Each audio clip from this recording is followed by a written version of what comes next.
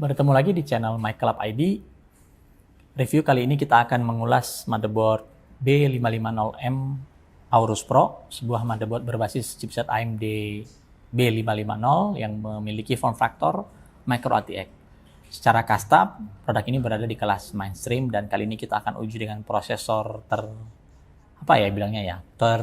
tertinggi lah, dari kasta tertinggi yang dimiliki oleh AMD untuk soket AM4, yaitu AMD Ryzen 9 3950 atau 3950X.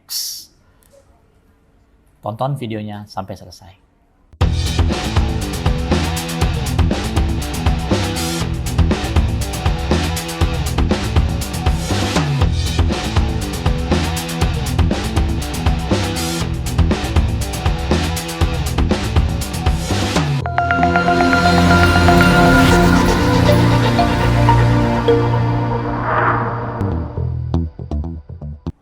Lini produk B550 sudah hadir di Indonesia, termasuk juga dari Aorus atau Gigabyte, menghadirkan beberapa varian, mulai dari ATX form factor dan Micro ATX form factor, serta Mini ITX, dan salah satunya yang ada kali ini kita akan ulas, yaitu B550M Aorus Pro dengan form factor Micro ATX.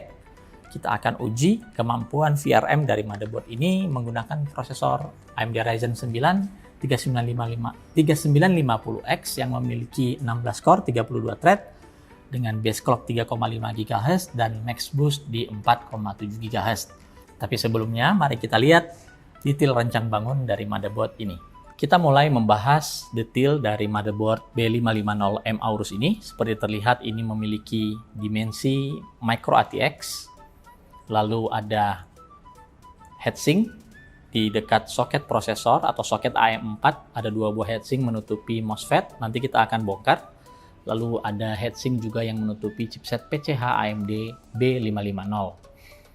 Ada 4 buah DIMM, slot DIMM mendukung dual channel yang mampu dipasangi hingga total 128 GB memori, dan menurut websitenya Gigabyte atau Aorus, motherboard ini bisa memiliki kemampuan overclocking hingga DDR4 4000 untuk prosesor generasi atau prosesor Ryzen 3000 series. Tapi kalau menggunakan Ryzen APU generasi berikutnya, dia bisa mencapai DDR4 4600. Lalu di bagian bawah ini ada 4 buah port SATA dan 2 buah M.2 mendukung NVMe. Ingat, jika menggunakan Ryzen seri 3000 yang memiliki PCI Express 4.0, maka M.2 NVMe 4.0 hanya didukung pada slot yang pertama, sedangkan slot yang kedua hanya mendukung PCIe 3.0. Jadi pastikan ketika kalian ingin memasang NVMe Gen 4 itu harus di slot pertama. Lalu kenapa hanya ada 4 buah slot atau port SATA 6 Gbps? Gigabyte melihat bahwa ketika kita mempopulasi M.2 di kedua ini yang mengambil jalur dari chipset, maka jika ada 6 buah port SATA di sini, yang 2 ini tidak akan terpakai karena jalurnya digunakan oleh si M.2 NVMe. Jadi dengan asumsi tersebut, maka dihitung atau dipertimbangkan hanya memberikan 4 port saja untuk SATA 6 Gbps. Lalu di sebelahnya ini ada front panel yang terhubung dengan casing, power reset, HDD LED dan sebagainya. Lalu ada port untuk USB 3.2 untuk front panel di casing, ada port USB 2.0, lalu ada total 1, 2, 3, 4, 5 header fan yang bisa digunakan. Juga tidak ketinggalan sistem efek pencahayaan RGB didukung, baik itu RGB yang 12 volt maupun addressable RGB yang 5 volt. Perhatikan, sesuaikan dengan LED strip atau sistem RGB yang akan kalian pakai. Kalau dia 5 volt, maka yang digunakan harusnya yang DLED ini. Tulisannya DLED atau Digital LED. Sedangkan kalau ingin menggunakan RGB 12 volt, tulisannya adalah LED saja. Jadi tidak ada huruf D-nya. Oke, mari kita bongkar motherboard ini. Kita akan lihat lagi lebih detail. Di dalamnya ada apa saja. Oh, sebelum lupa, di bagian audio, audio di motherboard ini menggunakan chip dari Realtek ALC 1200, salah satu chip audio yang secara pribadi menurut saya cukup premium di kelasnya. Lalu untuk kapasitor audionya menggunakan solusi kapasitor audio dari Epec. Baik, mari kita balik motherboardnya lalu kita bongkar. Di bagian belakang ini sebenarnya ada beberapa IC, nanti saya akan jelaskan atau kita akan bahas bersama-sama. Mari kita buka.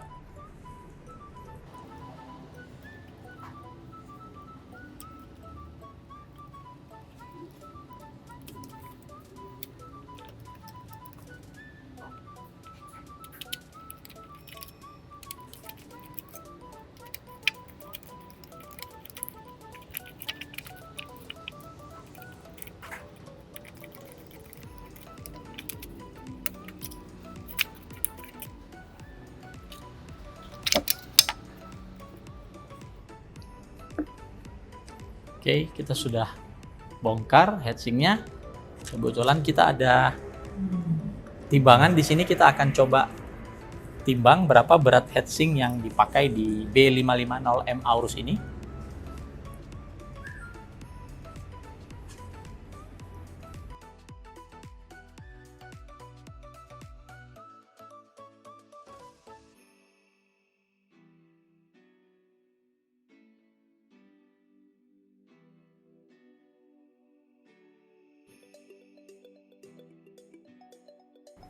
Kita lihat berat heatsink yang paling besar ini ada sekitar 257 gram, hampir 300 gram. Lalu kita lihat ada thermal pad. Ini thermal pad layer dengan spesifikasi disipasi panas 5 watt per meter Kelvin. Jadi cukup premium ya. Lalu heatsink yang satunya lagi yang menutupi MOSFET. Beratnya sekitar 63 gram.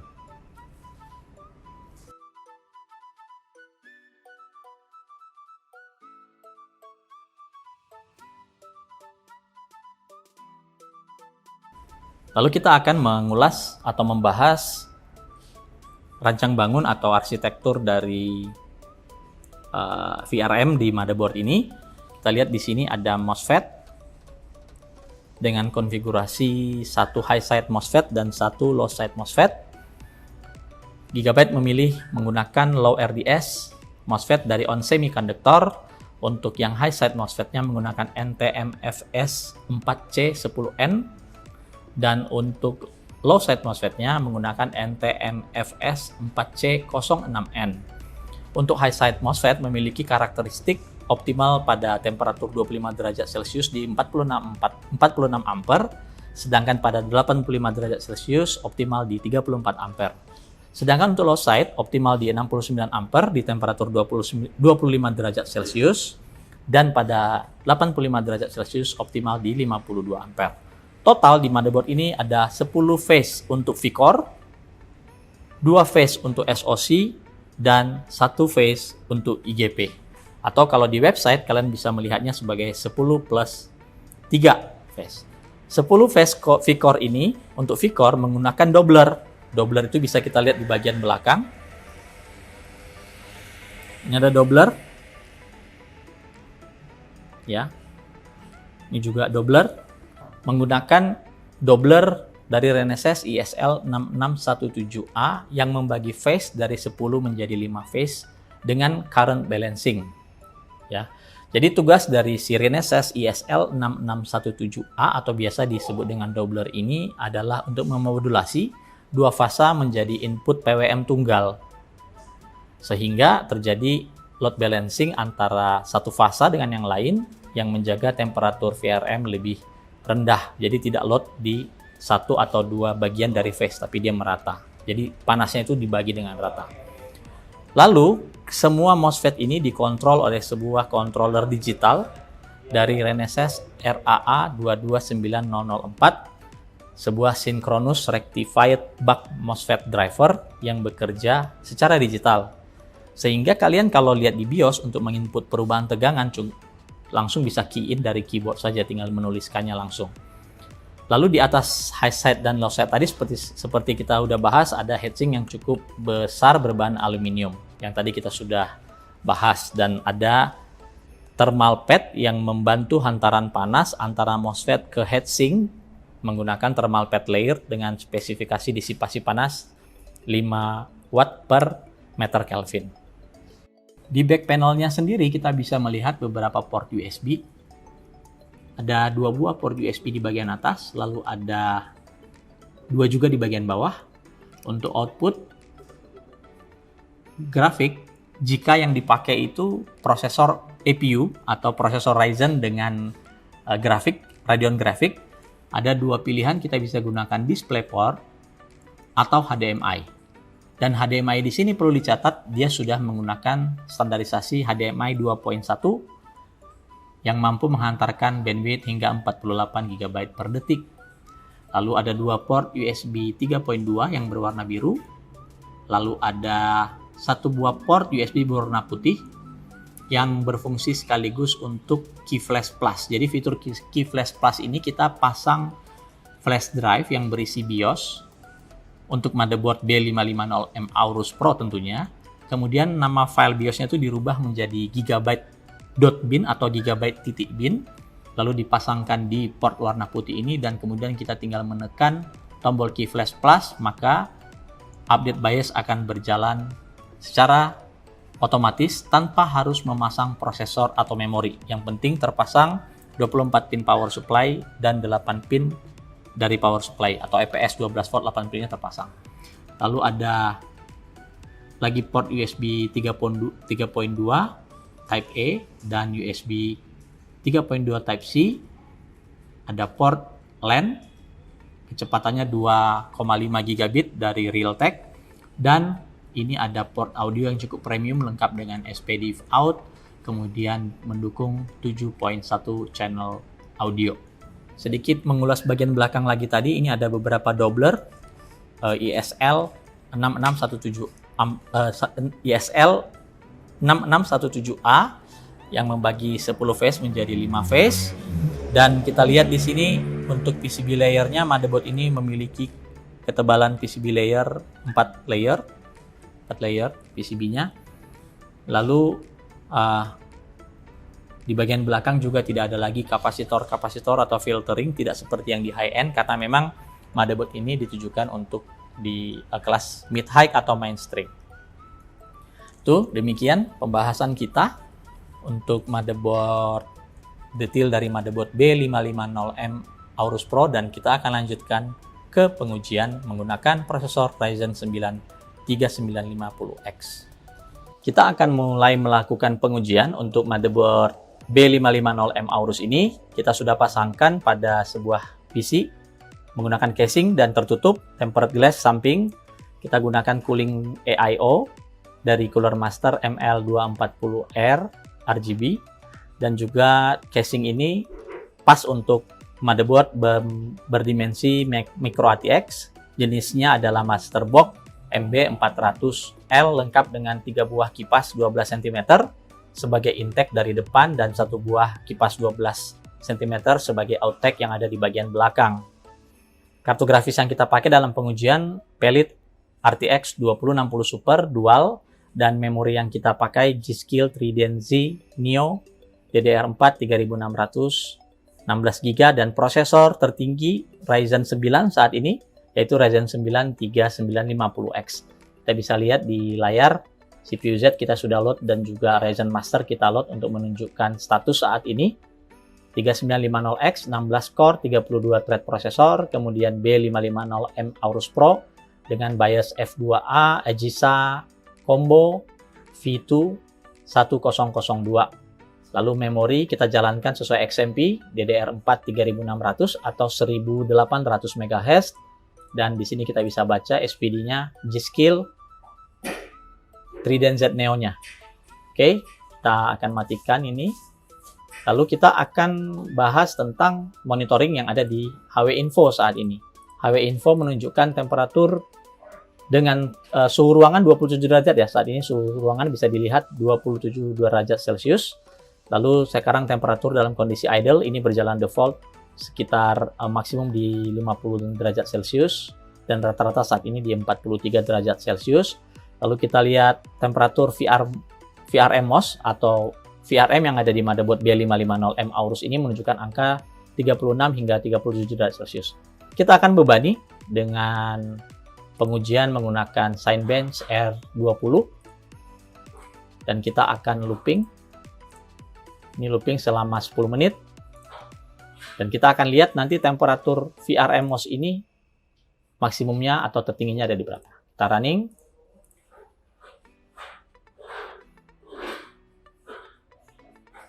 Saat Cinebench R20 ini berjalan, clock prosesor kita terlihat sedikit lebih dari 4 GB atau sekitar 4050 MHz dengan temperatur saat berjalan saat ini di angka hampir 70 derajat Celcius dengan konsumsi atau daya untuk prosesor di SMO package powernya sekitar 142 watt dan VRM MOS saat ini berada dalam kondisi 51 atau 50 derajat Celcius dan kita bisa lihat masih berjalan dengan stabil.